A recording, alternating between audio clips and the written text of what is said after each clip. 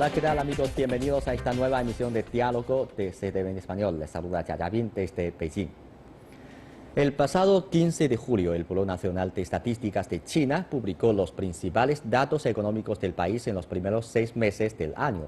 Al igual que en el primer trimestre, el Producto Interno Bruto logró un crecimiento del 6,7%, en tanto que el índice de precios al productor siguió decreciendo al registrar en junio menos 2,6%. Un indicador muy llamativo es el de la inversión privada, que experimentó un crecimiento del 2,8% en el periodo enero-junio, 8,6% menos que el del mismo periodo del año pasado. En el programa de hoy vamos a analizar la situación económica de China en la primera mitad del año con base en los datos dados a conocer por esta entidad. En el estudio nos acompaña la señora Lin Hua, investigadora de la Academia China de Ciencias Sociales. Hola, señora Lin, gracias por acompañarnos en diálogo. Con mucho gusto. Antes de comenzar la entrevista, vamos a hacer un repaso de las principales cifras reveladas la semana pasada por el Buró Nacional de Estadísticas. Según el Buró Nacional de Estadísticas de China, en los primeros 6 meses del año, el Producto Interno Bruto se situó en 34,06 billones de yuanes, unos 5,08 billones de dólares, registrando un alza del 6,7% sobre el mismo periodo del año pasado. Durante el primer semestre y debido al impacto de asuntos internacionales y a la situación mundial en general, el crecimiento de la economía nacional enfrentó una continua presión a la baja. Pero gracias a la profundización de las reformas estructurales, con énfasis en la oferta, esta logró crecer de forma estable. Asimismo, en la primera mitad del año, la administración tomó medidas para ampliar la demanda interna. Por eso, en ese lapso, el consumo y el sector servicios funcionaron como el motor principal para el crecimiento económico. Entre enero y junio, el valor agregado del sector servicios se amplió 7,5% frente al mismo periodo del año pasado, 1,4 puntos porcentuales por encima del sector secundario, aportando el 54,1% del PIB. En los últimos años, la industria de alta tecnología ha mantenido un crecimiento interanual cercano al 10%. Y además, de acuerdo con el Buró, el crecimiento de la nueva economía en los primeros 6 meses del año se aceleró de forma notable. Un ejemplo es el volumen de las ventas en línea, que creció un 28,2%, con lo que se convirtieron en uno de los nuevos motores del crecimiento económico del país. Bueno, señora, que en la primera mitad del año el Producto Interno Bruto del país se situó en un 34,06 billones de yuanes, equivalente al 5,08 billones de dólares, registrando una alza del 6,7%. Desde una visión macro, ¿qué evaluación tiene de la economía de China en el primer semestre? Como sabemos que el objetivo de la tasa de crecimiento económico de este año es un alcance de 6,5% Sí. hasta 7%. Y durante los primeros trimestres de este año se logró una tasa de crecimiento igual como 6,7%. Precisamente está en una cifra intermedia de este alcance. Por eso una tasa de crecimiento económico de 6,7% de la primera mitad de este año corresponde a lo esperado. Según otras cifras de estadísticas, me parece que la economía china de la primera mitad de este año se funciona establemente, pero aunque nuestra economía mantiene una tasa de crecimiento razonable, últimamente no se aplican las políticas económicas importantes. Por eso, a corto plazo, todavía no podemos ver una tendencia de aceleración de la economía. Si en los últimos meses de este año aún no hay más medidas grandes, importantes nuestra economía se enfrenta aún a una presión a la baja. Sí, o sea, la economía en macro es estable, pero todavía enfrenta una presión a la baja. Entonces, hay un detalle, es que esta vez la cifra del PIB fue calculado con un nuevo método, publicado por el Buró Nacional de Estadísticas el día 5 de julio. El principal cambio es que los gastos de investigación y desarrollo que puede generar beneficios económicos a las compañías no serán calculados como consumo intermedio, sino como formación de capital fija. Sí. A su juicio, ¿por qué hacemos este cambio? ¿Qué importancia tiene? Se realiza esta reforma principalmente para que nuestra estadística sea más precisa. Los gastos de investigación y desarrollo se consideraban, no se consideraban como inversión, sino consumo antes. Pero se da cuenta de que estos gastos se utilizan principalmente para aumentar el stock de conocimientos, siempre apareciendo como productos de propiedad intelectual y produciendo los beneficios económicos para sus dueños. Y por eso las actividades de investigación y desarrollo tienen una misma naturaleza como los edificios de la fábrica, las máquinas, los equipos, o sea, todos son capitales fijos. Y existe un sistema llamado el sistema de contabilidad económica nacional de las naciones. En el año 2008 modificó el método de cálculo, considerando los gastos de investigación y desarrollo como el capital fijo. Por eso muchos países también modificaron sus métodos de cálculo de PIB.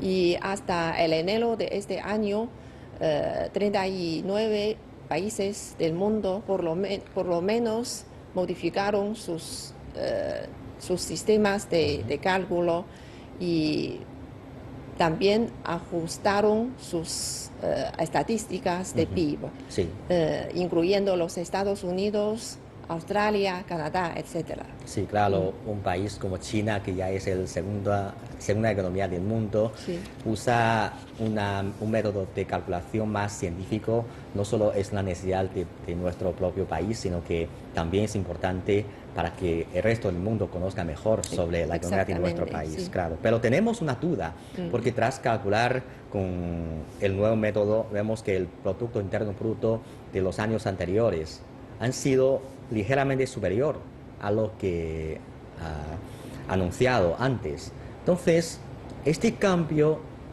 va a afectar la valoración del desempeño económico de nuestro país. A pesar de que según el método nuevo, nuestro volumen de PIB se aumente,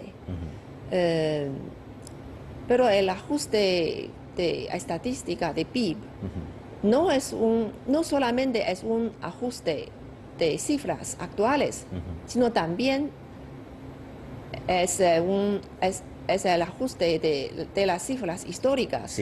Por eso, desde el punto de vista de la tasa de crecimiento económico, el ajuste de estas estadísticas no afecta mucho a nuestras opiniones sobre la situación económica.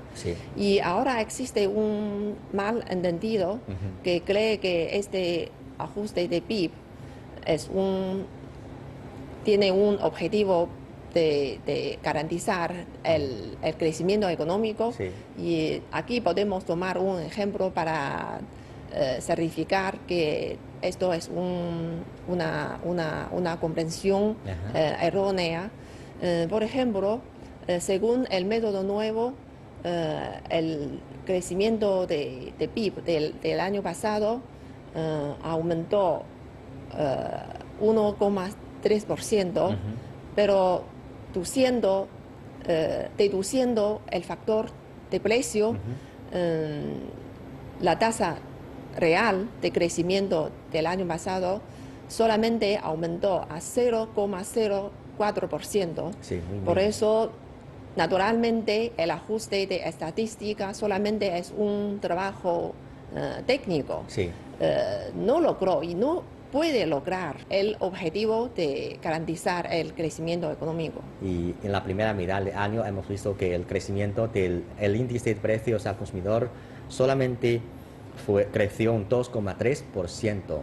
No es una cifra muy alta. Podemos decir que la presión de inflación no fue muy fuerte. Entonces, podemos imaginar que en la segunda mitad del año el índice de precio al consumidor no será un asunto muy importante para nosotros.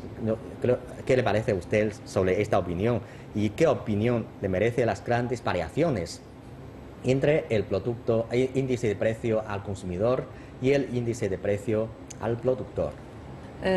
Durante la primera mitad de este año, el índice de precio al consumidor, como has dicho, aumentó a 2,3%, principalmente debido a la subida de precio de verduras y de carne de cerdo. Sí. Y para la segunda mitad de este año existen algunos elementos que se pueden afectar a este índice. En primer lugar, últimamente los catástrofes causados por la inundación del sur de China y también los desfavorables cambios climáticos, es posible vayan a causar una subida de precio de las verduras también, afectando la tendencia de precio de artículos agrícolas. Sí. Este es el primer elemento. El segundo elemento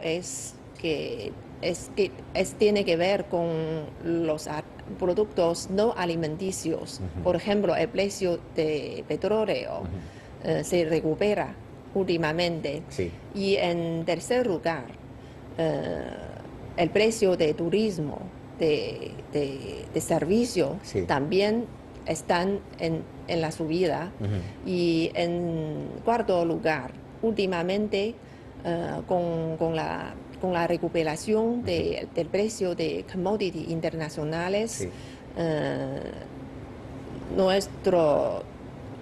el precio de exportaciones también va a recuperarse. Por eso, afectando el precio de nuestros artículos industriales, posiblemente transfiriendo este efecto al consumo. Por eso, durante la segunda mitad de este año no podemos relajar,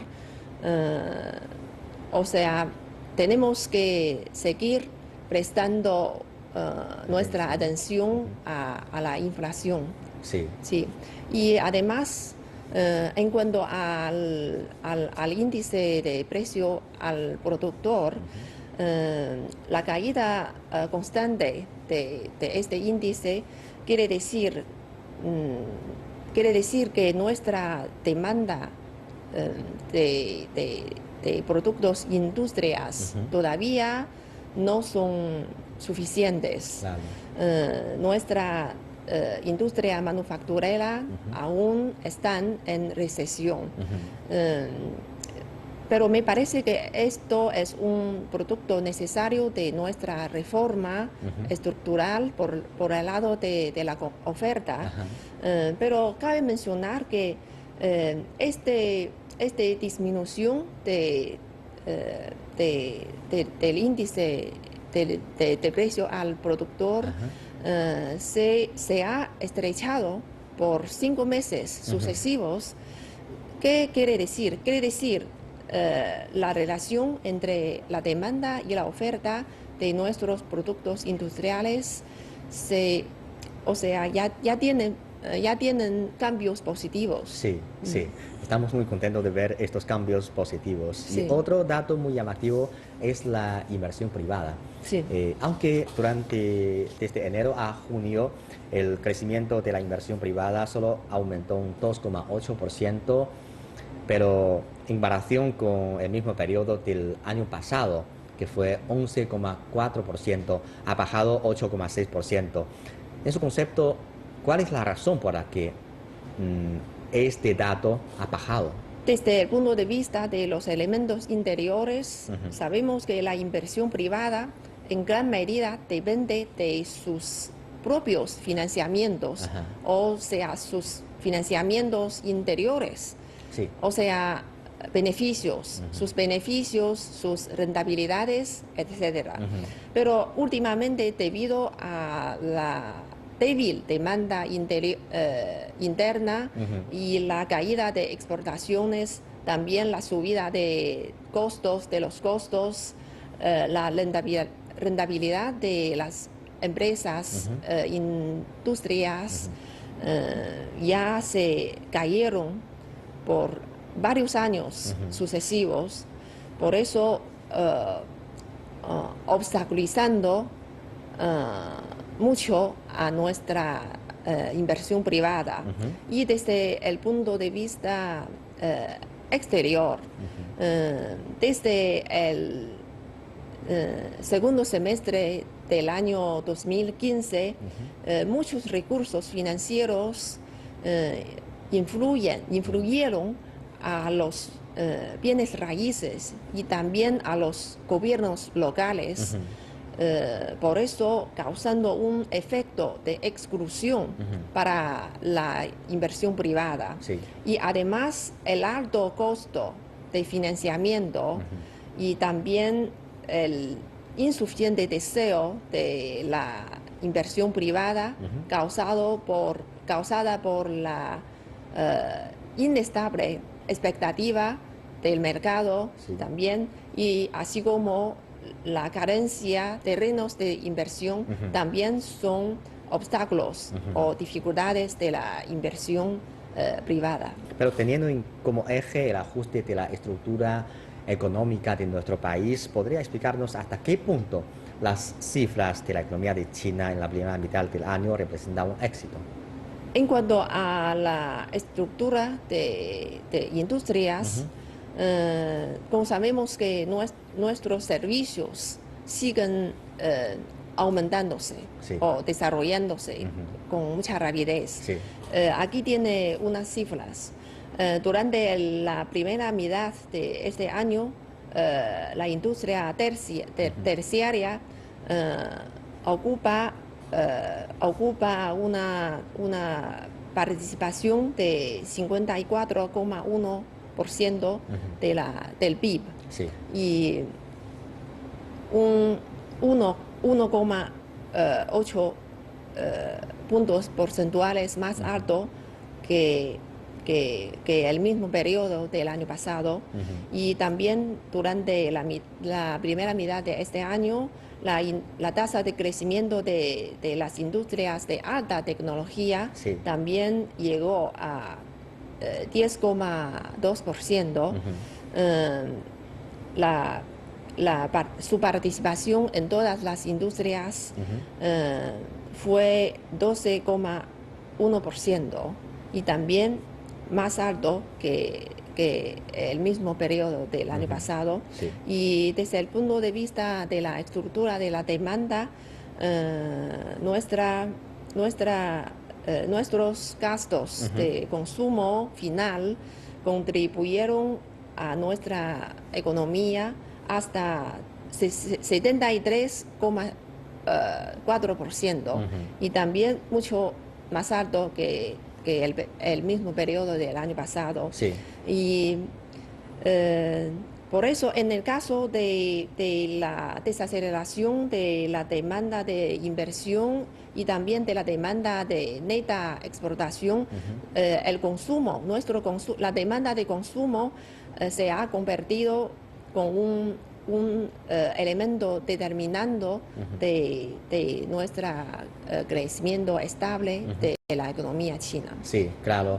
Y ahora ya ha transcurrido más de medio año desde que se dio a conocer ese concepto de reforma económica estructural por el lado de la oferta, Sí. que fue a finales del año 2015. Entonces, ¿qué evaluación tiene usted sobre los trabajos hechos en China en este aspecto? Sí.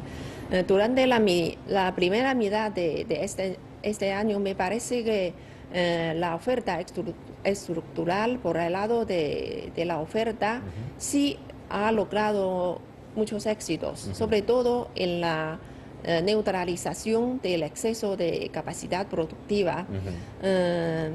Durante el primer semestre de este año, nuestro gobierno ha tomado unas medidas para reducir la capacidad productiva, sobre todo en los sectores de carbón, de siderúrgica, etcétera. Y también ha logrado algunos éxitos. Por ejemplo, durante el primer semestre de este año, la producción de carbón cayó 9,7% y también se cayó la producción de acero crudo también. Y además, la neutralización del exceso de la capacidad productiva también afectó a nuestro índice de precio al productor, como he dicho. Además, en cuanto a la reducción de existencia de bienes raíces, también la superficie sin venderse de los finales de junio de este año redujo 21 millones de metros cuadrados. En comparación con los finales de marzo de este año. Bueno, hay un factor muy interesante, es que en la primera mitad del año los sectores relacionados con el Internet Plus han logrado grandes avances. Por ejemplo, el volumen de las ventas en línea creció un 28,2%. Eso es muy alto. Además, muchos nuevos modelos de comercio o negocio en línea ha logrado avances notorios. Por ejemplo, ha aparecido servicios médicos por Internet, también servicios de educación en línea. Entonces, esta parte de comercio online se ha convertido en una parte muy importante de la economía de nuestro país. ¿Qué evaluación hace de este nuevo fenómeno y de qué manera estos va a afectar la economía de nuestro país? De acuerdo con las cifras del primer semestre de este año, la nueva energía motriz de la economía sí se ha desarrollado mucho. Además de la venta en Internet, como has dicho, también los productos que tienen que ver con la información electrónica, la biomédica, la fabricación inteligente, también el ahorro de energía, la protección de medio ambiente, nuevas energías, nuevas materias, etcétera, también son como se dice, las nuevas energías motrices de nuestra economía. Y además, este desarrollo muy rápido también tiene un impacto muy positivo a nuestra innovación y empleo. sociedad. Claro. Y además también nuestras cifras del año, del primer semestre de este año, también podemos ver que el desarrollo de estas nuevas energías también se encontraron algunos cuellos de botella también, dificultades. Sí. Y generalmente me parece que las nuevas economías de nuestro país, a pesar de su desarrollo muy rápido, a corto plazo todavía no puede contrarrestar la reducción de la vieja energía. Sí, claro. Y al final yo creo que garantizar un desarrollo económico estable será una tarea importante para China, no solo en la segunda mitad del año, sino podría ser una tarea a largo plazo. Pero sí, para este objetivo, ¿en qué aspectos podemos tomar medidas? ¿O en qué aspectos podemos esforzarnos?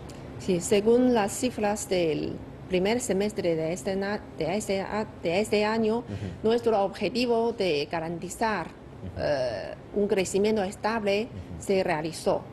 Pero como una tarea a largo plazo, me parece que la clave, lo más importante para garantizar un crecimiento estable es políticas o medidas correctas. Sí. En primer lugar, debe aplicarse, o sea, seguir aplicándose una política monetaria relativamente expansiva para garantizar un medio ambiente financiero y monetario favorable para nuestra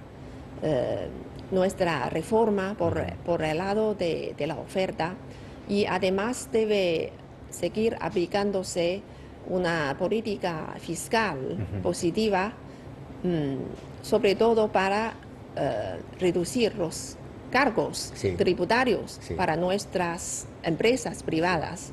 Y además me parece que la inversión también es importante, y además al mismo tiempo que se realiza la reforma por el lado de la oferta, también tenemos que hacer más trabajos para administrar bien nuestra demanda también. Sí. Importante. Y últimamente lo más importante es seguir. O sea, no podemos relajar nuestra reforma por el lado de la oferta. Sí. Me parece que esto es más importante de la tarea futura, a pesar de las dificultades y a pesar de que algunas medidas, algunas políticas no tengan resultados tan positivos como lo esperado. No podemos cambiar el objetivo anterior.